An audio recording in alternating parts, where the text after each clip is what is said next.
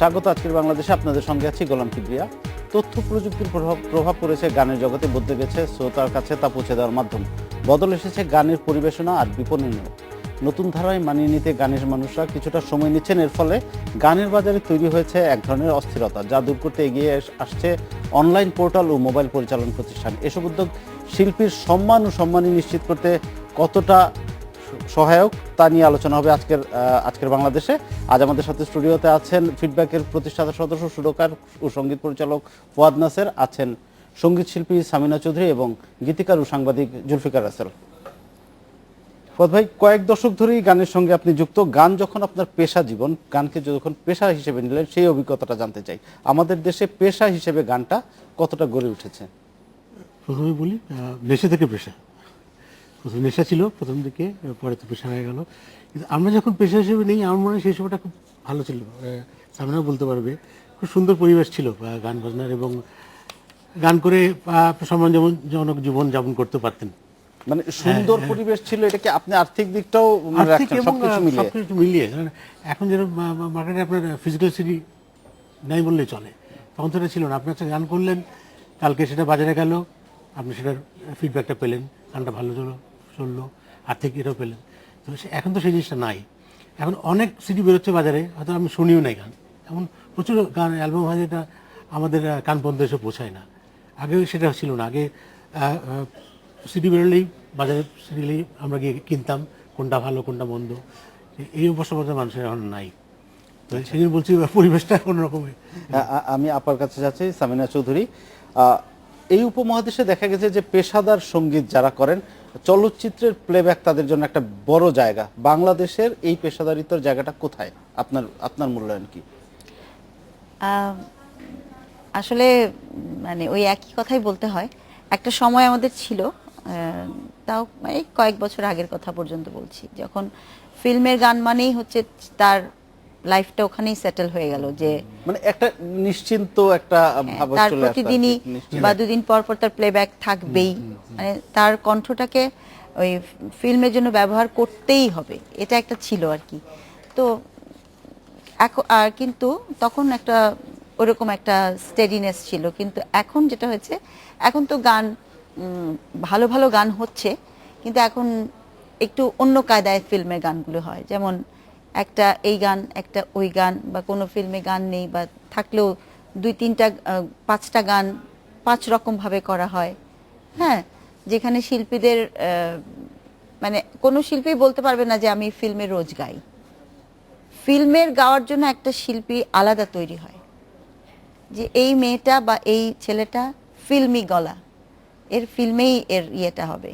এখন ওই জিনিসটা অনেকটা ভেঙে গেছে। একটু যদি আমি বলি আমার বোঝার পরিষ্কার করার জন্য, যে ধরেন আমরা যদি 80-র দশকে দেখি, যারা ব্যান্ড সঙ্গীত করতো বা পপ গান করতো, তখন তারা পপ গান করতো, আর যারা ফিল্মে প্লেব্যাক করতো তারা প্লেব্যাক করতেন। এমন একটা বিভাজন ছিল। বিভাজন ঠিক না, তাদের প্লেব্যাক যারা করতে পারে তারা সব রকম গানই গাইতে পারে, তারাই শুধু প্লেব্যাকে করতে পারে, এরকম একটা ইয়ে ছিল। কিন্তু এখন ডিফারেন্ট হয়েছে, আরো অনেক দিক থেকে এটা ভালো হয়েছে। সবাই গান গাইতে পারে এখন ফিল্মে। তার মানে যারা প্লেব্যাক করার পরেও এখন সেটা নিশ্চিত পেশা হিসেবে নেওয়া যাচ্ছে না। যারা খুব বেশি ভালো গায় না, তাদেরকে অনেক সময় মানে গবেষণামূলকভাবে ফিল্মে গান করানো হয়, যেটা আমরা শুনতে পাই আর কি শ্রোতা হিসেবে। অনেক ভয়েস চিনতেই পারি না, বা ফিল্মে সেই নায়িকার কণ্ঠে মানাচ্ছেও না, কিন্তু সেই চিনচিন একটা ভয়েস, সেটা দিয়ে হয়তো ফিল্মের গান করানো হলো, যেটা মানে চিন্তাই করা যায় না এই ধরনের। এখন ফিল্মের ইয়েটা অনেক চেঞ্জ হয়ে গেছে। কিন্তু আবার তো এটাও দেখতে পাই আমরা, একটা ফিল্মের পর তার সিডিটা বা অ্যালবামটা অনেক বেশি আপনার দর্শক শ্রোতাদের কাছে অনেক বেশি গ্রহণযোগ্য হয়। বলছি এখন গানগুলো হচ্ছে ওই রকম ভাবে সিডি বেস গান তৈরি হচ্ছে ফিল্মের গানটা। তা আপনি যে প্রশ্নটা করেছেন যে ফিল্মের শিল্পীদের কতটুকু তার উপরে ডিপেন্ড করতে পারে, এখন আর অতটা ডিপেন্ড করতে পারে না আর কি, সোজা কথা। রাসেল, আপনি তো গীতিকার, একটা গানের দীর্ঘস্থায়িত্বের উপর এর বাজার সাফল্য অনেকটা নির্ভর করে। তো এখন বর্তমান সময়ে এই দীর্ঘস্থায়ী শ্রোতাদের কাছে দীর্ঘস্থায়ী ভালো লাগার আসন গেড়ে থাকবে এমন গান কি পরিমাণে হচ্ছে, কি মনে হয় আপনার?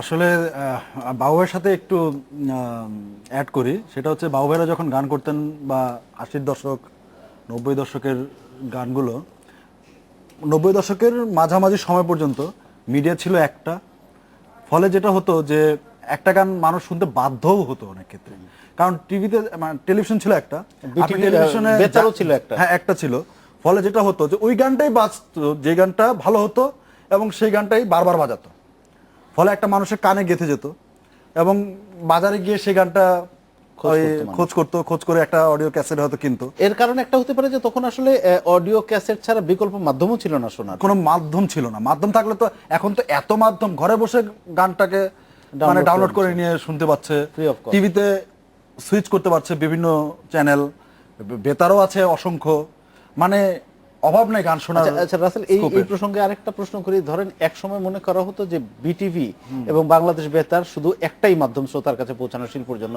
যদি অনেকগুলো মাধ্যম থাকতো, অনেকগুলো চ্যানেল থাকতো তাহলে আরো ভালো হতো। এখনকার মতো জগাখিচুড়ি হতো সেরকম না, ভালো না, হতো না, আর কি। একই হতো না, ভালো হতো না, একই রকম এই জগাখিচুড়ির মতো হতো। যেটা আপনি নিজে চিন্তা করেন, যদি আপনার একটা টেলিভিশন ইন্ডিপেন্ডেন্ট চ্যানেলই থাকতো আর কোনো চ্যানেল না থাকতো, তাহলে কি ইন্ডিপেন্ডেন্ট চ্যানেল নিতে বাধ্য হতো? আপনার টিআরপি থাকতো কত? 7%। এরকমই ওইখানকার টিআরপি ছিল 7% বিটিভি, 7% বাংলাদেশ বেতার, ফলে মানুষ শুনতে তো বাধ্য হতো এবং সেটা দীর্ঘস্থায়ী হতো এই কারণে। তবে হ্যাঁ, মানে এখানে প্রশ্ন হচ্ছে যে সেই সময়ে খারাপ গান কি হতো না? হতো, সেগুলো হয়তো অত মানে লাইমলাইটে আসতো না, কারণ হচ্ছে তখনকার যারা টিভিতে বা বেতারে ছিলেন তারা এই ব্যাপারে খুব ভালো জানতেন, গানটা তৈরি হতো অনেক সুন্দরভাবে, তখন সুরকার ছিলেন অনেক জ্ঞানী, গীতিকার ছিলেন অনেক আপা বোধহয় জ্ঞানী। এখানে কিছু অ্যাড করতে না, চাচ্ছেন। আমি আসলে আজকে এমনি একটা কথা বলছি। আজকে সকালে আমি এই কথাটাই ভাবছিলাম, কেন জানি না, যে আগে আমার গানগুলো, ওই আগের গানগুলো কেন এখনো মানুষ শুনতে চায়। রিসেন্টলিও তো আমি আরো 10টা গান করলাম, আরো 20টা গান হলো, হ্যাঁ, তো ওগুলো এখনো কেন মানুষের কানে পৌঁছয়নি ভালো মতো। তা চিন্তা করলাম যে আগে প্রত্যেকটা অনুষ্ঠান হতো প্রতি সপ্তাহে বা 15 দিন পর পর, সুরবাণী, কথা ও সুর, ওখানে একটা করে গান থাকতো এবং যে গানটাই গাইতাম, আল্লাহর কি রহমত, সেই গানটাই মানুষের কানে এমনভাবে পৌঁছে যেত যে সেই গানটা রয়ে যেত এবং বারবার ওরা করতো কি ফিলার হিসাবে ওই গানগুলি চালাতো যে গানগুলো ভালো লেগেছে তাদের। তার ফলে এরকম যদি প্রতি মাসে 2টো করে গান একদম এসে যায়, তো 12 মাসে 24টা গান এমনি এসে যায়। হ্যাঁ, না, এখানে এখন সিডি বের হচ্ছে, কিন্তু অসংখ্য সিডি হওয়ার ফলে এবং ABCDEFGH সব মিলেমিশে হওয়ার ফলে মানুষ ঠিকমতো আর সিডি ওই কিনছে একই না। রকম আপনার টেবিলে যদি অনেক পদের খাবার থাকে, আপনার কিন্তু একটু একটু করে খেলে আর ক্ষুধা লাগবে না। যদি আপনার টেবিলে খাবার থাকে খুব কম এবং তখন আপনার যদি ক্ষুধা লাগে, তাহলে আপনার খেতে ওটা টেস্টি লাগবে। আবার এটাও সত্যি তখনকার কথা, সময় টেবিলে কম যদি- ছিল, টেস্টি লাগবে। না, কিন্তু টেবিলের তাই জন্য- বলে কি কেউ না, না। সিডি বের করবে না? না, মানে সেটা এই নয় না। যে এখন গান ভালো হচ্ছে না, আমি বলি, গান ভালো টেবিলে হচ্ছে। যদি অনেক খাবার থাকে, যেটা সবচেয়ে ভালো আমি কিন্তু সেটাই সেটাই খাবো। খাবো। এটাও ঠিক। এটাও আপা, ঠিক। আপনার কাছে আমার অন্য প্রসঙ্গে একটা প্রশ্ন আছে। ধরেন আমরা দেখেছি যে বিভিন্ন সময় যারা ধরেন সফল পিতার সন্তান, তাদের উপর একটা বাড়তি চাপ থাকে। ধরেন অভিনেতা, অনেক বড় অভিনেতা, তার পুত্র এসেছে সিনেমার নায়ক হতে, সবাই কম্পেয়ার করে, তার উপর Compare করতে থাকে। একটা চাপ পড়ে। Right. তা আপনার বাবা এত বড় একজন শিল্পী ছিলেন, এরকম কোনো প্রেশার বা কোনো চাপ কি আপনারা অনুভব করেছেন যখন, বা সেটা কিভাবে হেল্প করেছে, কতটা চ্যালেঞ্জ ছিল, এগুলো একটু বলেন আমাদেরকে। আসলে এটা তো একটা চাপ বলতে আমাদের আর কি, আমরা 2 বোন গান গাই, তা আমাদের একটা ব্যক্তিগত, আমরা নিজেরাই একটা চাপ নিজেদের উপর সৃষ্টি করে রাখি। সত্যি কথা বলতে কি, আমাদেরকে কেউ কখনো চাপ দেয়নি এবং হ্যাঁ, কম্পেয়ার করতে চেয়েছে যে মাহমুদুর নবীর কন্যারা মাহমুদুর নবীর মতোই গায় কিনা। হ্যাঁ, তো সেক্ষেত্রে আমার ভালো লাগে এটা ভাবতে যে আমরা আব্বার মতো এখনো হতে পারিনি। এটা আমার ভালো লাগে ভাবতে এবং বলতে, কারণ তার পর্যায়ে যেতে আরো অনেক আল্লাহর আরো রহমত দরকার। অনেক রহমত বলতে আল্লাহ তো অনেক রহমত করেছেন, কিন্তু চাপ তখন আমরা ফিল করি যেন প্রতিটা গান সুন্দর করে যেন গাইতে পারি, অ্যাটলিস্ট মানুষ যেন আমাদেরকে আব্বাকে যেভাবে ভালোবাসে সেটা যেন আমাদেরকেও বাসে এবং যেন অ্যাটলিস্ট বলে যে সামিনা ভুল পথে চলে যায়নি, বাবা যে পথে গেছে মেয়েরাও ঠিক সেই পথটাই অনুসরণ করছে। এটা আর কি, এই একটা বাড়তি চাপ থাকে মানসিক। আমরা একটা বিরতি নিয়ে আসি, তারপর আরো কথা হবে। নিচে একটা বিরতির সাথেই থাকুন। বিরতির পর ফিরে এলাম আজকের বাংলাদেশে। 80-90 দশকের রক পপের জোয়ারের মধ্যে আপনারা প্রথম দেশীয় সঙ্গীত, বাউল গান এগুলো আবার নতুন করে সামনে আনেন ব্যান্ড সঙ্গীতের মাধ্যমে, এবং শ্রোতারা, তখনকার তরুণ শ্রোতারা সেটা দারুণভাবে নিয়েছিল। এখনো আমরা দেখি যে বাউল গান, লালনের গান কেন্দ্রিক অনেক ব্যান্ড হচ্ছে, এবং Fusion band, হ্যাঁ ফিউশন ব্যান্ড, এবং সেগুলো ব্যান্ড সঙ্গীতের মাধ্যমে, এবং শ্রোতারা, তখনকার তরুণ শ্রোতারা সেটা দারুণভাবে নিয়েছিল। এখনো আমরা দেখি যে বাউল গান, লালনের গান কেন্দ্রিক অনেক ব্যান্ড হচ্ছে, এবং Fusion band, হ্যাঁ ফিউশন ব্যান্ড, এবং সেগুলো নিচ্ছেও মানুষ। তো এত পুরনো গানগুলো আমরা এখনো নতুনভাবে ফিরে পাই, নতুনভাবে শুনতে পাই। তাহলে নতুন গানগুলোর সামনে কেন এই চ্যালেঞ্জ? সেগুলো কেন এই যে যত কথা বললেন এই চ্যালেঞ্জগুলোর মুখে পড়ছে না? গান মূলত গান তো হলো মেলোডি নির্ভর। গানটার নিজস্ব একটা স্ট্রেংথ থাকে। আপনি যেটা বলছেন লোক সঙ্গীতগুলির কথা বলছেন, যে যেগুলো আমরা গবেষণা করেছি, দেহঘড়ি একটা গান করেছিলাম, সেটা 94 সালের দিকে খুব সাকসেসফুল হয়েছিল। তারপরে বাউলিয়ানা বলে একটা অ্যালবাম করেছিলাম, বাউলিয়ানা অ্যালবাম ছিল, এবং এর সাথে 150-200 বছর পুরনো গানও ছিল। তো গানগুলি তো ভালো ছিল। প্রথমত ওই গানগুলি তাহলে কি এটা দাঁড়াচ্ছে না যে গান যদি ভালো হয় অবশ্যই। তাহলে যত রকম এরকম ক্রাইসিস থাকবে তার গানের মধ্যে strength সেটা থাকে। থাকবে? তো আপনার উপস্থাপনটা যদি ভালো হয় গানের সাথে, অবশ্যই ভালো হবে। রাসেল কি বলবেন? অবশ্যই কথার মধ্যে তো কোনো মানে অযৌক্তিক কোনো ব্যাপারই নাই। অবশ্যই যদি গান ভালো হয় সেটা টিকে যাবে, কিন্তু ওই যে সমকালীন আর আধুনিক বলে যেটা পার্থক্যটা, এটা অনেকে ধরতে পারে না। যেমন রবীন্দ্রনাথের গান এখনো আধুনিক, কারণ হচ্ছে যে এটা এখনো আমরা শুনি বলে, তাই না? আমার এখনকার সময় সেটাকে উপযোগী মনে হয় বলে। যেই গানগুলো সারা জীবন উপযোগী মনে হবে, তাৎক্ষণিকভাবে উপযোগী মনে হবে, সেটাই আধুনিক। তো ওই যে গানটা বাউলিয়ানা যে গানটা উনি করেছেন, সেই গানটা তখন যেরকম আধুনিক ছিল এখনো আধুনিক, এর জন্য এখনো ঠিক আছে। কন্টেম্পোরারি। আর এখন ওই যেগুলো মাঝে মাঝে হারিয়ে যায় যেগুলো গান, এগুলো হচ্ছে সময়ের গান, মানে যে সময় সেটা শেষ। গান ভালো হলে সবসময় চলবে। তার মানে আর যে গান গানটা- ভালো হলে সবসময় চলবে, হ্যাঁ, সেটা সেটা আপনার বলছেন। সেটা সেটা 50 বছর সবসময় পরেও সেটা চলবে। টিকে থাকবে, এবং সেটা তখনকার জন্য আধুনিক হবে। অবশ্যই, অবশ্যই। আচ্ছা, আপনি বলছিলেন একটা গানের কথা, বা ফুয়াদ নাসিরের একটা গান আপনি হ্যাঁ, করেছিলেন। বাবু ভাইয়ের একটা গান আমি করেছিলাম। সেই গানটা কিন্তু ওই সবসময় ফিলার হিসেবে চালানো না, একবার মাত্র গেছিল গানটা, আমি অনুতপ্ত। এবং সেই গানটা তারপর থেকে আর একবারও হয়নি টিভিতে, কিন্তু সবাই সেই গানটা জানে। আমি অনুতপ্ত এবং সেই ছোট্ট কথাতেই নাকি জানো, এই যে, তো মনে আছে এখন? ঘটনাটা এরকমই যে মানুষ আগেরকার মানুষরা অনেক শান্ত ছিল, ধীর স্থির ছিল অবস্থাটা, মানুষ গান অথবা শুনতো, আমাদের জীবনযাত্রা অনেক সহজ ছিল। জীবনযাত্রাটা অনেক সুন্দর ছিল, মানুষ গান শুনতো, আর মানুষ একদম র ভয়েসটা শুনে, ভালো সুরটা শুনে অভ্যস্ত ছিল। আস্তে আস্তে আস্তে আস্তে এক্সপেরিমেন্ট করতে করতে করতে করতে এখন যেটা হয়েছে যে এখন অনেক সময় ভোকোডার বা এডিট করা, যে ছবি এডিট করার মতো, Photoshop audio, হ্যাঁ ফটোশপ অডিওর মতো করতে করতে এখন মানুষের কানটাও হয়ে গেছে র জিনিসটা, ভালো জিনিসটা শুনতে মানুষ অভ্যস্ত আসলে না। আমি একটু আবার ডিফারেন্ট পোষণ করি যে আসলে মানুষ এত সাউন্ড শুনে প্রতিদিন, এখন গান শুনতে ভালো লাগে না। এত সাউন্ড, টিভিতে একই কথা হলো, সাউন্ড, গান বাইরে শোনার সাউন্ড, কানটা নষ্ট হয়ে যাচ্ছে। সাউন্ড শুনতে শুনতে শুনতে মানুষ বিরক্ত হয়ে গেছে। আর কত সাউন্ড শুনবে? গানটাও তো একটা সাউন্ড। আচ্ছা রাসেল, তখন অন্য মনে একটা হয়। প্রসঙ্গে বলি আপনাকে। না, ধরেন সেটা ঠিক আছে। আমরা যদি গান নিয়ে কথা বলি, তখন একটা অভিযোগ আমরা শ্রোতাদের কাছ থেকে শুনি যে আগের মতো গান হচ্ছে না। যারা সঙ্গীত শিল্পী তারা বলেন যে এত মাধ্যম গানগুলো হারিয়ে যাচ্ছে। যারা অডিও শিল্প প্রতিষ্ঠান তারা বলেন যে সিডি বের করলে বিক্রি হয় না, পাইরেসি হয়ে যায়, সেই জন্য বিক্রি করছে না। তো এটা একটা দারুণ একটা চক্রের মধ্যে পড়েছি আমরা। আপনি কোন প্রবলেমটাকে আইডেন্টিফাই করেন গানের বাজারটা স্থিতিশীল না থাকার জন্য? সততা। হ্যাঁ, একটু সততাটাই হচ্ছে মেন প্রবলেম। একটু খোলাসা করে এখন বলেন। আমি বলি, ধরেন একটা নদীর এপার যখন ভাঙে তখন আরেকটা পার তো নিশ্চয় করে। আমাদের যখন একটা সুযোগ হারিয়ে যায় তখন আরেকটা সুযোগ নিশ্চয়ই তৈরি হয়েছে, তার জন্যই তো এই সুযোগটা হারিয়ে গেছে। তার মানে এখন আমাদের নতুন যে সুযোগটা, সেটা হচ্ছে যে কন্টেন্ট প্রোভাইডারের যে ওয়েলকাম টিউন, রিংটোন বাজারে ছাড়ে, সেগুলো হচ্ছে একটা সুযোগ। সেটা এখান থেকে থেকে যে রয়্যালটির একটা পরিমাণ টাকা টাকাটা পাওয়ার কথা। এই কোম্পানি আয় করে, তার মানে যেই মানে কি বলে কিন্তু শেয়ারটা পাওয়া যখন উচিত একজন গ্রাহক হিসেবে আমি এটা সাবস্ক্রাইব করি, আমার তো টাকা দিতে হয়, সেই টাকাটা Obviously, কোথায় যায়? সেই টাকাটা বললাম না যে ভাগ হয়, একটা মোবাইল কোম্পানি একটা রাখে, বা যে কন্টেন্ট প্রোভাইডার তার কিছু থাকে, আর থাকে হচ্ছে কোম্পানিতে চলে যায়। শিল্পীর আমার যারা ভাগ্যে কি আসে? শিল্পী বা গীতিকার, সুরকার, তাদের খাতে আসছে না। তার কারণ অন্য। কারণটা হচ্ছে কোম্পানি বলে যে আপনার সিডি তো চলে নাই, তাহলে আপনার কাছে, আমার কাছে তো টাকা আসে নাই। সিডি চলার দিয়ে কিন্তু এখন ব্যবসাটা হয় না।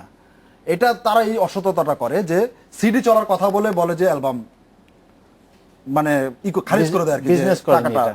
আমার পাওয়ার কথা সেটা আসলে ওই জায়গা থেকে যে আয়টা হয় সেটা যদি উনি সৎ থাকতেন তাহলে কি করতেন, উনি সেই টাকাটা ভাগ করে দিতেন। আচ্ছা এখন তো আপনাকে টাকাটা দেয়নি, তখন তো দিতে পারিনি, এখন আপনাকে দিয়ে দিন। আচ্ছা, মানুষ তো এমনি এমনি সৎ হবে না, কোনো সিস্টেম ডেভেলপ করা যায় না যেটাতে বোঝা যাবে আপনারা কি চেষ্টা হবে, আস্তে করছেন? আস্তে হচ্ছে। Copyright. এই কপিরাইট হচ্ছে এবং আমরা আমাদের কোম্পানিগুলো এখন কিন্তু এগিয়ে আসছে, শিল্পীরা- তারাও এই নিয়ে কাজ করছে, আমরাও কাজ করছি এবং সবাই মিলে যদি কাজ করি, ইউনাইটেড হই, তাহলে এই প্রবলেম সলভ বাবু, হবে। আপনার কাছে তবে তো এখানে চ্যানেলের অনেক ভূমিকা আছে, যেহেতু এখন চ্যানেলগুলো নানা রকম live সঙ্গীতের রেডিও আয়োজন করে, চ্যানেলগুলো নানা রকম অনুষ্ঠান আছে, আয়োজন করে। এগুলো অনেক বেশি আমি সেটাই শুনতে চাচ্ছিলাম বাবু ভাইয়ের কাছে। বাবু ভাই, এখন এফএম রেডিও হয়েছে যেগুলো মোটামুটি 24 ঘন্টাই গান শোনায়, এরকম অনেক রেডিও আছে, আমরা যে কোনো সময় গান- টিউন গান করে গান নির্ভর, শুনি। গান তো নির্ভর।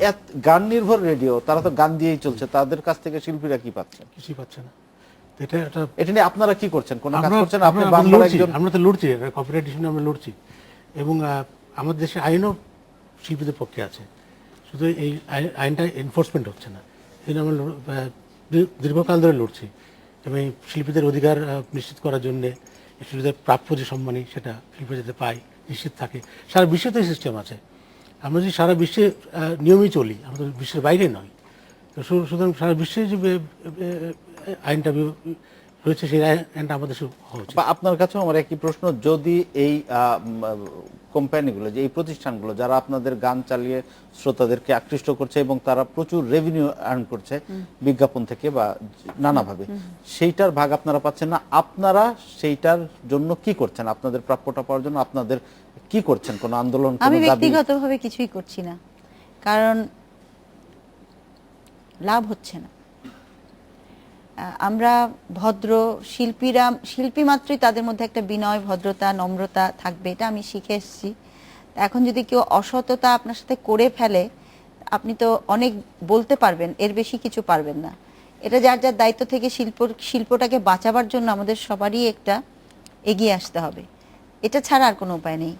আর আমি যেটা চ্যানেলের কথা একটু বাবু ভাই বলছিলাম, আপনিও হয়তো বা একমত হবেন, যে যেহেতু এখন আমরা কিন্তু বাংলা চ্যানেলগুলো দেখি না যে তা না, প্রতিটা চ্যানেলেই কিন্তু যাওয়া হয়, কিন্তু যদি আপনাদের দায়িত্ব হচ্ছে চ্যানেলগুলোকে একটু ভালো করে সাজানো, অর্থাৎ একটু ভালো যারা গান গায়, ভালো যারা গায় তাদেরকে দিয়ে আপনারা অল্প কিছু অনুষ্ঠান করেন, রোজ রোজ অনুষ্ঠান না করে, অনেক মানে ABCD FG না দিয়ে আপনারা ভালো ভালো দুটো অনুষ্ঠান করেন, ভালো শিল্পীদেরকে মানুষের সামনে, যাদের গান অ্যাকচুয়ালি অডিয়েন্স শুনতে চায়, তাদের গান বাজালে হবে কি, আমাদের সেই দিনগুলো আসলে ফিরে আসবে।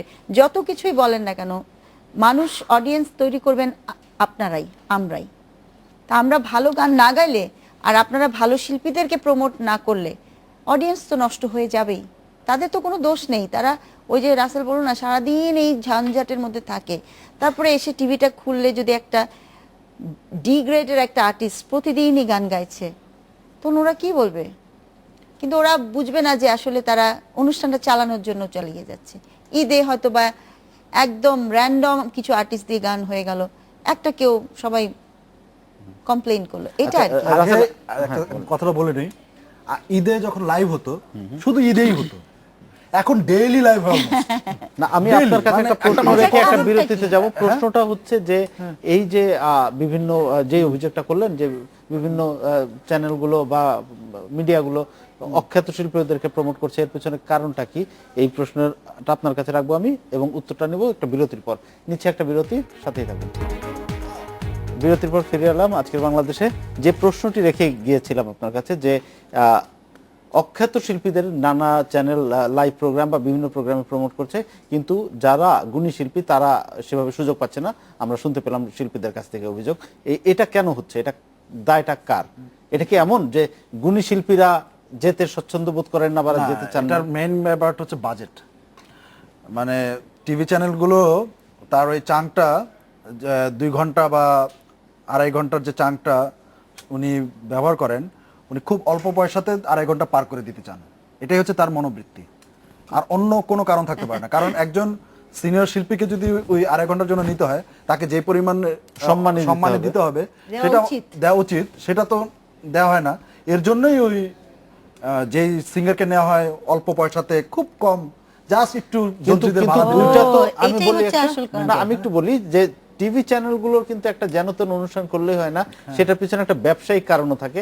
সেই অনুষ্ঠানটা তার নানা রকম বিজ্ঞাপন চালাতে হয়। যদি অনুষ্ঠানটার দর্শকপ্রিয়তা না থাকে তাহলে বিজ্ঞাপনগুলো চলবে না। তো এটা তো একটা মানে এটা একটা চক্র। ধরেন যদি গুণী শিল্পী হয়, বেশি দর্শক দেখে, তাহলে সে বেশি বিজ্ঞাপন পাবে, তখন গুণী শিল্পীকেও টাকা দিতে সমস্যা নেই। প্রবলেমটা কোথায় আমি আসলে বোঝার আসলে চেষ্টা লাইভ করছি। লাইভ গান মানে লাইভ অনুষ্ঠানগুলো ওই মানুষ এমনিতেই দেখে, মানে কি গান গাচ্ছে, কারণ জনপ্রিয় গান গায় তো। যারা ওই গান, যাদের গানের ভান্ডার কম, মানে যারা গান কম জানে, অখ্যাত শিল্পী, অনেকে তো তারা আবার তো ইন্ডিয়ান পপুলার গানও গানগুলো গায়। করে, ইন্ডিয়ান গান পপুলার গান করে, ইন্ডিয়ান গান করে, বাংলা গান করে, কিন্তু পপুলার, মানে তার নিজের গান হয়তো থাকে না। ফলে কি হয়, মানুষ দেখে এবং দেখার কারণেই কিন্তু ওইটা প্রমোট করে। এমন না যে ওই গানগুলো মানে দেখে না দর্শক তার জন্য মানে কম বাজেট, তা না, দেখেও। কিন্তু আমরাও কিছুটা দায়ী, দর্শকও কিছুটা দায়ী। উনি যদি সুইচ অফ করে অন্য চ্যানেলে চলে যেতেন, বাজেট তা না, দেখেও। কিন্তু আমরাও কিছুটা দায়ী, দর্শকও কিছুটা দায়ী। উনি যদি সুইচ অফ করে অন্য চ্যানেলে চলে যেতেন, তাহলে হয়তো একটা শিক্ষা হতো, কিন্তু সেটা তো হয় না। কারণ আমাদের কিছু দর্শক আছে যারা মানে এগুলো দেখতেও খুব পছন্দ করেন, আমার মনে হয়। আপা এখন ইন্টারনেটে আমি সার্চ দিলেই আপনার এই নতুন অ্যালবাম থেকে শুরু করে পুরানো অ্যালবাম সবগুলোই পেয়ে যাবো এবং সবই বিনা পয়সায় পেয়ে যাব।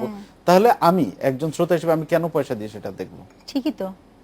মানে এই জায়গাটা থেকে আমরা কিভাবে বেরিয়ে আসতে পারি, কিভাবে এটা যার যার বাবু ভাই, choice। আপনারা কি চিন্তা করেছেন কিছু এই জায়গাটা কি করা? আসলে এটা সামগ্রিক একটা ব্যবস্থাপনার বিষয়। ধরেন বিদেশে এটা হচ্ছে না। ওরা যদি চায় তারপরে গান আমরা নামিয়ে ফেলতে পারে, কারণ কোনো একটা মাধ্যমে তো গানটা যেতে হবে, হয় ইউটিউব বা অন্য কোনো সাইটে। যদি এরকম অবৈধ সাইটগুলি ওরা নামিয়ে দিতে পারে, মানে যেগুলি ইয়ে আছে, অবৈধ আছে। তুমি আছো তো আমরাও আর এটা কপিরাইট নিয়ে আপনি বলছিলেন যে আপনারা কিছু কাজ করেছেন। অনেক দিন আমরা কাজ করে যাচ্ছি শিল্পীর অধিকার নিয়ে, এবং বর্তমান সরকার যথেষ্ট সাহায্য করেছে আমাদেরকে। এবং এই আলোকে আমরা একটা ওই সংস্থা করেছি, যেটা হচ্ছে আপনার বাংলাদেশের শিল্পীদের সোসাইটি, পারফরমেন্স সোসাইটি বলি আমরা, পারফরমেন্স সিঙ্গার্স আর লিরিসিস্টদের সোসাইটি। এর মধ্যে আমরা অনেকখানি আইনগত আমাদের অধিকার প্রতিষ্ঠার কাজ করে ফেলেছি। আশা করি 1-2 বছরের মধ্যে আমরা পূর্ণাঙ্গ রকম এই শিল্পীদের অধিকার নিশ্চিত করতে পারবো। আচ্ছা আপা, আমরা দেখি এখন বিভিন্ন চ্যানেলগুলো নানা রকম রিয়েলিটি শো করছে প্রতিভাবান শিল্পী খুঁজে পাওয়ার জন্য। এইগুলোতে কেমন আমরা সাড়া পাচ্ছি কেমন, বা এগুলো কতটা ফলপ্রসূ হচ্ছে?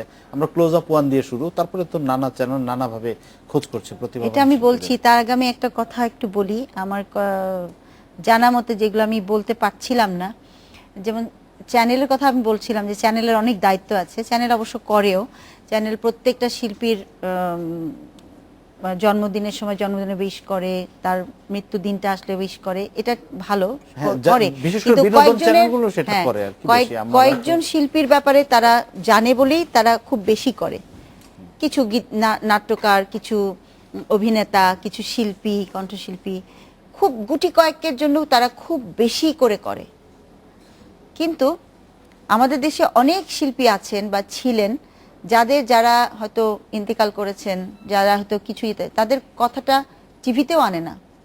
যেমন আমার জানা মতে আব্বাদের সাথে যারা ছিলেন, ইসমত আর একজন শিল্পী ছিলেন, কণ্ঠশিল্পী, অত্যন্ত সুন্দর গান গাইতেন উনি। তো উনি মারা গেলেন জুন মাসে, হ্যাঁ 3 তারিখে সম্প্রতি সম্ভবত। 3 তারিখে, রাইট। কিন্তু খালার কোনো খবরই গেল না একটা টেলিভিশন চ্যানেলে।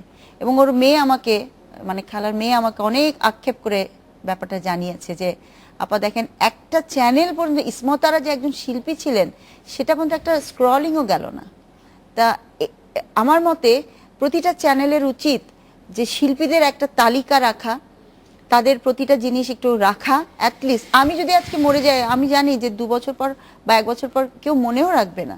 সো আমি কিসের আশায় অ্যাকচুয়ালি গান গাচ্ছি বাংলাদেশে? কিসের আশায় আমি এত কিছু ঐতিহ্য নিয়ে রাখছি, আমার বাবার ঐতিহ্য, বা আমি এটা করব না, আমি এই ত্যাগ, কি কারণ বলেন?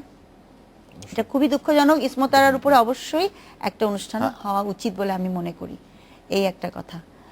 আর আশা করি এটা বাবু ভাই আপনারাও ইয়ে হবেন। আপা, আমার প্রশ্নটা ছিল জি। প্রতিভা, নতুন প্রতিভা এখন খুঁজে পাওয়া। আপনার ওই প্রশ্নটার উত্তর দিই যে রিয়েলিটি শো যেগুলো হচ্ছে, যেগুলোতে আমি মানে করেছি, ক্লোজ আপ, আপনি অনেকগুলোতে বিচারক ছিলেন। ছিলাম, তারপর সেরা কণ্ঠে ছিলাম, খুদে গান রাজে ছিলাম। যাই হোক, ছেলে মেয়ে কিন্তু আসে, কিছু ছেলে মেয়ে একদম সত্যি সত্যি এত সুন্দর গলা তাদের, তাদের এত ইচ্ছা গান গাইবার, এই ছেলেমেয়েগুলোই তো আসবে, খুবই সুন্দর গলা।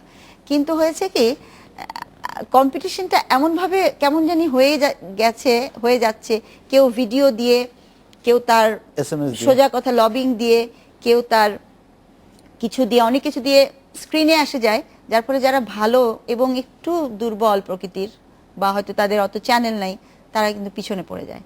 আর ম্যাক্সিমাম ক্ষেত্রে হয় 100% যারা ডিজার্ভ করে সবসময় তারা আসতে না, পারে তারা না। আসতে পারে না, কারণ অনেক বেশি এখন আমার মতে এই ধরনের অনুষ্ঠানগুলোতে এসএমএস থাকা উচিত একটা মোবাইল থেকে একটা, মানে এর বেশি কোনোভাবেই সে সেই এসএমএস ক্ষেত্রে সেন্ড একটা করতে পারবে অর্থের না। বিষয় চলে আসে, যারা বেশি অর্থবান তারা তারা হাজার হাজার এসএমএস তারা হাজার হাজার এসএমএস করতে পারে এবং না, ওটা তো পরের বিষয়। যে ছেলেমেয়েগুলো ধর অনুষ্ঠান টনুষ্ঠান শেষ করে আসলো, তারপরে তাদের ফিউচারটা কি? তাদের তো সেরকম হয় না, কি বলে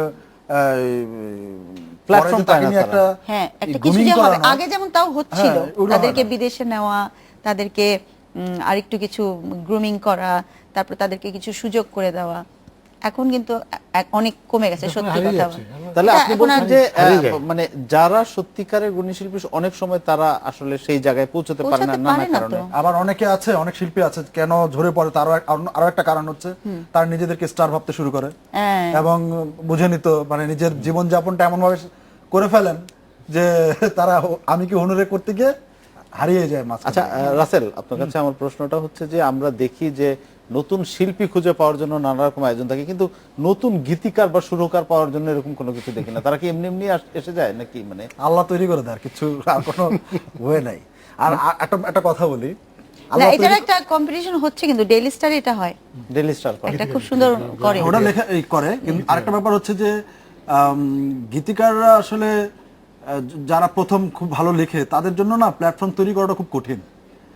সুরকারের নাম্বার পাওয়া, তার কাছে যাওয়া, ঠিক, ঠিক। মানে গানটা যে পৌঁছানো, ইটস টু টাফ।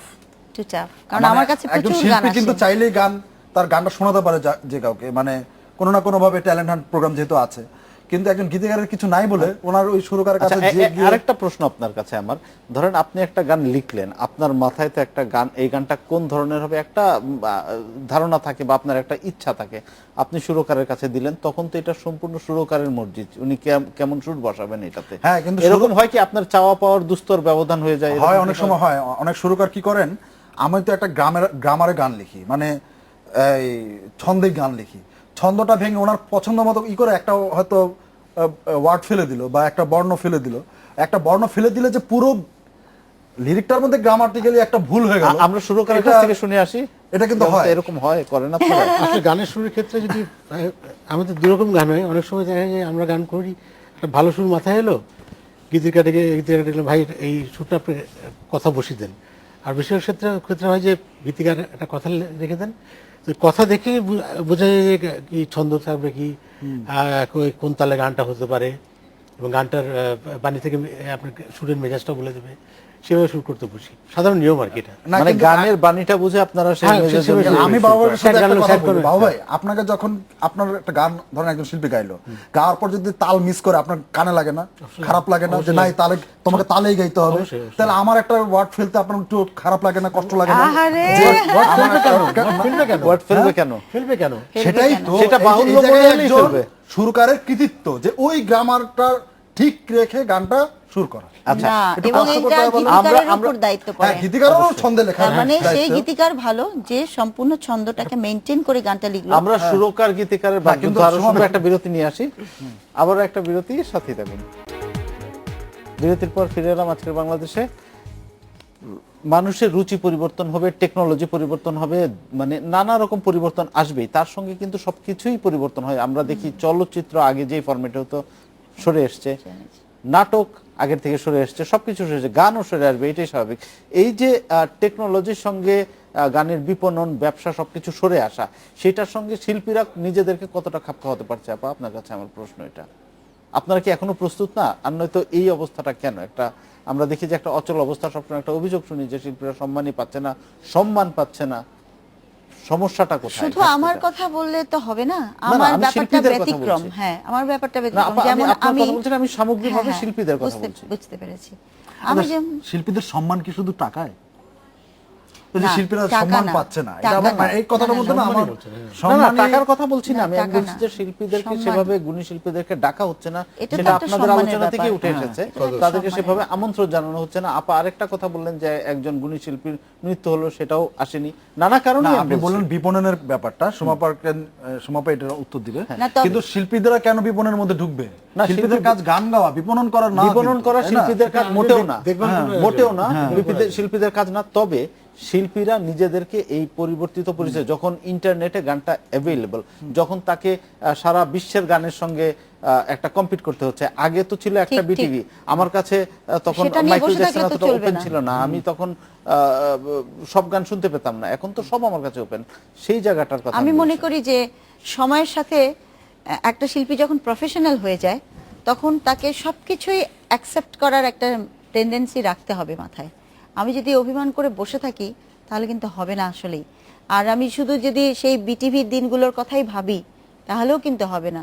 যেমন আগে বাংলাদেশে আমরা বিটিভির গান শুনতাম, আমাদের ফিল্মের গান শুনতাম, এখন ইন্ডিয়ার গান এসছে, হ্যাঁ, ইংলিশ গান আমরা শুনতাম, প্রাণ শুনতাম, আমাদের ফিল্মের গান শুনতাম, এখন ইন্ডিয়ার গান এসছে, হ্যাঁ, ইংলিশ গান আমরা শুনতাম প্রাণ ভরে, কিন্তু ইন্ডিয়ান গানটা যেন একটা কেমন আমাদের যে কচুরি পানার মতো ছড়িয়ে গেছে। ইংলিশ গানগুলো কিন্তু একটা সুন্দর একটা অন্যভাবে আমরা শুনতাম, এখনো শুনি, কিন্তু ইন্ডিয়ান গান যেন আমাদেরকে মানে পুশ করে করে করে করে ভিতরে বাংলাদেশে চলে আসছে।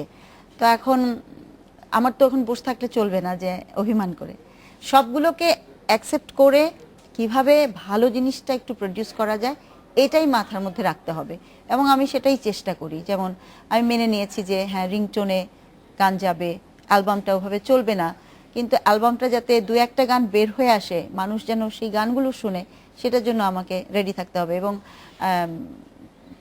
ওজন বলল সম্মানের সাথে কিন্তু সম্মানটাও জড়িত, রাসেল, এটা কিন্তু না, ঠিক কথা। সেটা হতে পারে হ্যাঁ। যথাযথ সম্মান, এটা প্রাপ্য, মানে প্রাপ্য প্রাপ্য যেটা, সম্মান, প্রাপ্যটা, এটা কিন্তু সম্মানই। মানে বিপণনে আমি মনে করি না যে শিল্পীদের মাথা ঘামানো উচিত, ট্রেডিং কারণ হচ্ছে, হ্যাঁ, ট্রেডিং হচ্ছে, কিন্তু সেই ও ট্রেডিং বিপণন মানে যে কিভাবে marketing, marketing এ। এইটাতে আমি ওই জন্যই আমি বললাম যে আমার ব্যাপারটা একেবারে আলাদা। আমি যেমন এটাতে মাথা ঘামাই না। আমি ও আমাকে দিয়ে 10টা গান করালো, আমি সেই 10টা গান সুন্দর করে গেয়ে আপনার মানুষের মধ্যে দিয়ে দিলাম। আচ্ছা, তারপরে আমি এইটুকুই আমার যাই দায়িত্ব। রাসেলের কাছে। আপনার কাছে একই প্রশ্ন, এই যে টেকনোলজি চেঞ্জ হচ্ছে, মানুষের কাছে সব ধরনের গান সহজলভ্য হচ্ছে, সবকিছু আমরা শুনতে পাচ্ছি, আমরা বিদেশি গান যেমন শুনতে পাচ্ছি, পশ্চিমবঙ্গের বাংলা গানও আমরা শুনতে পাচ্ছি, সব রকম। এই যে আপনাদের একটা বিরাট গ্লোবাল কম্পিটিশনে পড়তে হচ্ছে, এটার জন্য আপনারা কতটা প্রস্তুত বা কিভাবে নিজেদের একটা গুড নিউজ আপনাকে দেই, সেটা হচ্ছে কিছুদিন আগে কিন্তু একটা রায় হয়েছে যে পশ্চিমবঙ্গের কোনো গান ওয়েলকাম টু নেমুরিং বাজানো যাবে না। এটা খুবই ভালো একটা রায়, এবং এটার জন্য আমি অডিও এই ব্যাপারে আবার একটা কথা বলি, আপনি কি মনে করেন যে এইভাবে করে প্রোটেকশন দিয়ে বাঁচানো সম্ভব? আসলে ধরেন বাংলাদেশে হিন্দি সিনেমা চলে না, কিন্তু সব সিনেমা চলে, সেটা কি আপনি মনে করেন যে চলচ্চিত্রের জন্য ভালো, নাকি কম্পিট করে আগানোটাই ভালো? কোনটা? কম্পিট করে আগানো সবচেয়ে ভালো, কোনো সন্দেহ নাই, কিন্তু কম্পিট করতে হলে প্রতিযোগিতার বাজেটটা যেন সমান থাকে। Fair। এখন যদি আপনি যেই বাজেটে একটা হিন্দি ছবি তৈরি হয়, সেই বাজেট তো আপনি একটা বাংলা ছবির ক্ষেত্রে দিতে পারবেন না, তাহলে মান কি হবে? মান তো একই রকম হবে না, তাহলে বাজারটা তো অসম হলো। সমবাজার যখন তৈরি হবে তখন আপনি প্রতিযোগিতায় ফেলতে পারেন। এখন যেহেতু প্রতিযোগিতাটা মানে বাজারটা সম না, এর জন্য আপনাকে প্রোটেকশন দিয়ে রাখতে হয়, এবং এটা না দেওয়ার ছাড়া কিন্তু আর কোনো অল্টারনেটও নাই। আপনি তো পারবেন না টিকতে, না হলে তাহলে আপনার বাজারটা একেবারে নষ্ট হয়ে যাবে। ওয়েলকাম টিউনে না থাকছে, কিন্তু ইন্টারনেট তো আমার জন্য ওপেন, আমি ইন্টারনেটে আমি তো গিয়ে শুনতে। 2 দিন পরে থাকবে না, আমরা তো এটা নিয়ে মানে এটা আসলে এমন একটা জায়গায় চলে গেছে, সরকারের কিন্তু অনেক আগেই এটা নিয়ে কাজ করা উচিত ছিল, এখনো কেন করছে না আমি আসলে খুবই স্তম্ভিত এটা তবে নিয়ে। সবচেয়ে বড় কথা কি, আসলে কিছু শিল্পী বাছাই করে আসলে করতে হবে। আমার সত্যি কথা এটাই। যেমন বাংলাদেশে এখন গীতিকারেরও অভাব নাই, সুরকারেরও অভাব নাই, শিল্পীর অভাব তো নেই। এত শিল্পী মাসে 30 দিন 30টা শিল্পী গান গাচ্ছে প্রতিটা চ্যানেলে। আমরা শুনতাম যে এক সময় বেতার বা বিটিভিতে এক ক্যাটাগরি ছিল আপনার বিশেষ শাখা, ক খ গ এরকম। এখন কি সেটা এখনো আমি জানি না, কিন্তু এভাবে অবশ্যই ছাঁটাই বাছাই করে আবার সুন্দর করে আমার মনে হয় যে চ্যানেলগুলোতে গান একটা জিনিস করতে হবে, সেটা হচ্ছে যে আগে বেতার একটা থাকার পরও কিন্তু ওই 2 টাকা করে হলো 1.5 টাকা করে হলো কিন্তু একটা রয়্যালটি ছিল। এখনকার একটা চিন্তা করা যায়, আমি যে জিনিসটা বিক্রি করছি সেই জিনিসটার কোনো দাম নাই, তৈরি প্রোডাকশন কস্ট নাই। আমার কথা ট্রেডিং মানে হচ্ছে, গানটা ফ্রি চালাচ্ছে একটা এফএম রেডিও, চিন্তাই করা কিভাবে যায় না। সম্ভব একটা দেশে? ট্রেডিং হচ্ছে কিন্তু শিল্পীরা মানে তার তো চলতেছে বিজনেসটাই হচ্ছে পুরো গান দিয়ে, এবং তার এটার জন্য কোনো প্রোডাকশন কস্ট বাজার কিন্তু অনেক বড়। আপনি আমি এই অনুষ্ঠানে তো বলতে পারবো না, বিশাল বাজার। মানে এই আপনারা কি তাদের সঙ্গে বসেছেন? আপনার একাধিকবার platform বসা থেকে? হয়েছে মানে। এবং এগুলো হবে না। বহুবার আলোচনা এই এফএম রেডিওর কর্তা ব্যক্তিরাই বলে এটা দিয়ে হবে না, কারণ তোমরা ইউনাইটেড না। হ্যাঁ, কিন্তু সেটা আমরা যদি অডিও মালিক সমিতি যদি সব গান বন্ধ করে দিত, যে আমাদের লিখিত অনুমতি ছাড়া কোনো গান এফএম রেডিও চালাতে পারবে না, ঠিক তাই। তাহলে কি হতো? কোনোভাবে সম্ভব না। আমরা আর্টিস্টরা নিজেরা গিয়ে দিতে পারতাম মানে কোনো গান এফএম রেডিওতে? ওরা চালাতে পারতো? অসম্ভব। আমি একটু বাবুর কাছ থেকে শুনি, আপনি বলেন আপনারা কি করছেন, বা ওরা যদি প্রতিষ্ঠিত না রাখে আর কিছু করার নেই আপনাদের? আমরা আইনগত ব্যবস্থা নিতে পারি, সেই আইন এদেশেও আছে। এখন শুধু সময়ের ব্যাপার। আমরা হয়তো প্রত্যেকের কাছে চিঠি দিয়ে জানাবো যে আমরা একটা সংস্থা করেছি, বাংলাদেশের সরকারের অনুমোদন পেয়েছি। তোমরা যখন গান বাজাবে এই সংস্থার মাধ্যমে গান বাজাবে। সংস্থার হচ্ছে সবগুলি গানের লাইসেন্স দেবে বিভিন্ন রেডিওকে, স্যাটেলাইট চ্যানেলকে, টেলকোকে। এই সংস্থারা লাইসেন্স দেবে, তারা সেই লাইসেন্সের বিনিময়ে অর্থ দেবে এবং আমরা সেভাবে শিল্পীদের পাশে পৌঁছে দেবো। বাবু, আপনাদের ফিডব্যাকের অনেকগুলো অ্যালবাম শুরুর দিকে বেশ শ্রোতাদের কাছে মানে গ্রহণযোগ্যতা পেয়েছিল, এবং রাস্তাঘাটে চলতে গেলে সব জায়গায় সেই গানগুলো ভেসে আসতো। তো সেই সময়টা তো আপনারা নিশ্চয়ই উপভোগ করতেন। আপনি যাচ্ছেন এক জায়গায়, মেলায় যাইরে গান বেজে উঠছে, মৌসুমী গান বেজে উঠছে আপনাদের। আলোচনা শুরুতেই বলেছি, সেই সময়গুলো এখন মিস করেন না? অনেক মিস করি। এবং কি আমরা সময় বলতে পারবে কোন গানটা বাজারে ভালো চলছে, রাস্তায় দাঁড়ালেই বুঝতে পারতাম।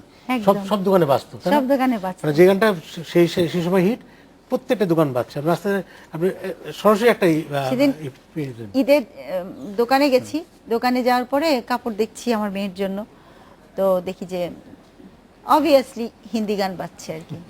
তো বেশ কিছুক্ষণ, তারপরে আমি আর না বলে পারলাম না। আমি বললাম যে তোমার দোকানে আর কি কাপড় কিনবো বলো, তুমি তো চালাচ্ছই অন্য দেশের গান। হ্যাঁ, তখন সে উত্তর দিল, কেন আপনারা কি ইন্ডিয়ান কাপড় কিনেন না? আমার কথা সত্য, ইন্ডিয়ান কাপড়ও কিনি, কিন্তু আমি তো কিনি না, আমি তো ইন্ডিয়ান কাপড় কিনি না। তুমি তোমার দেশে তুমি দেশের নুন খাচ্ছ, আর দেশের নুন খেয়ে তুমি ইন্ডিয়ান গান বাজাচ্ছ কেন? তারপরে ও কথাটা অনেকক্ষণ ধরে ভাবলো, তারপরে ভেবে টেবে অনেকক্ষণ আমার সঙ্গে এই করে টোরে তারপরে বললাম, ম্যাডাম এভাবে তো কখনো ভাবি নাই ম্যাডাম। সাত করে সে বন্ধ করে দিল। মানে তার সত্যি লেগেছে যে আমি দেশে আছি, আমি আরেক দেশের শিল্পীর গান আমি বাজাবো কেন? বাজাবো না। আমি এখানে এটা হচ্ছে দেশপ্রেম। দেশপ্রেমের অভাব অনেক হয়ে গেছে আমাদের সবার মধ্যে, এটা মানতে হবে রাসেল। কারণ আমি যেমন আমি পরবো না দেশের ছাড়া অন্য দেশের কাপড়, এটা আমার ভালো লাগে না। আমি সেই জন্যই কিন্তু বাংলাদেশের কাপড়ের এত অনেকে উন্নতি। বলে যে আপনি কেন ইন্ডিয়ান সুরকারকে দিয়ে সুর করান, ইন্ডিয়ান শিল্পীদের দিয়ে গান গান করান, করান। অনেকে বলে। আচ্ছা, আমার কথা হচ্ছে আমি কলকাতার বাজারটাতে কিভাবে প্রবেশ করবো আপনি আমাকে বলেন তো। আমি যদি ওখানের গান ওদের শিল্পীদের দিয়ে না গান করি, আমি তো ওদের ওখানে অ্যালবামটা রিলিজ করছি। হ্যাঁ, এটা তো ভালো আমার কাজ। তো এটা ভালো কাজ, কারণ হ্যাঁ। আমি ওখানে ঢুকছি, এটা ভালো আমার কাজ। ঢোকার তো কোনো স্কোপ নাই আর। অবশ্যই। এভাবে ঢুকেছে, এবং আমার কিন্তু প্রত্যেকটা অ্যালবাম কিন্তু ইন্ডিয়া থেকে রিলিজ হচ্ছে। এটা কিন্তু right. অনেকেই বলে না, জানে না বা বলে না। আমি এটা এখন বললাম, এই সুযোগটা পেলাম না, বলে আমি বললাম। এটাকে অ্যাপ্রিশিয়েট করি তো, আরেকটা কারণ জিনিস, ও যাচ্ছে। আমি তো ঢুকছি ওখানে। হ্যাঁ। আর আরেকটা ব্যাপার হচ্ছে, সুমাপা একটা জিনিস বলে নাই, সেটা হচ্ছে একজন শিল্পীকে কেন ভিডিও তৈরি করে দিতে হবে? এখন অডিও কোম্পানিগুলোকে একটা সিডি দিলে বলে আপনার দুইটা গান কিন্তু ভিডিও করে দিবেন, ইস। নিজের মানে মানে মামা বাড়ির আত্মা, মানে একদম। আমি আমার টাকা দিয়ে দুইটা গানের ভিডিও করে দিব। কেন? এটা তো ওনাদেরই বিপণনের করার কথা, যে হ্যাঁ কিভাবে করবেন, কিভাবে নিশ্চয়ই। প্রচার করবেন, আমার ভিডিও তৈরি করে দিতে হবে কেন? এইসব কিছু অনেকগুলো ব্যাপার আছে আসলে অডিও ইন্ডাস্ট্রির। আমরা অনুষ্ঠানের শেষ পর্যায়ে চলে এসেছি। ধন্যবাদ আমাদের স্টুডিওতে থাকার জন্য। এই ছিল আজকের বাংলাদেশ। দেখা হবে আগামী রোববার। ভালো থাকুন, সুস্থ থাকুন, শুভরাত্রি।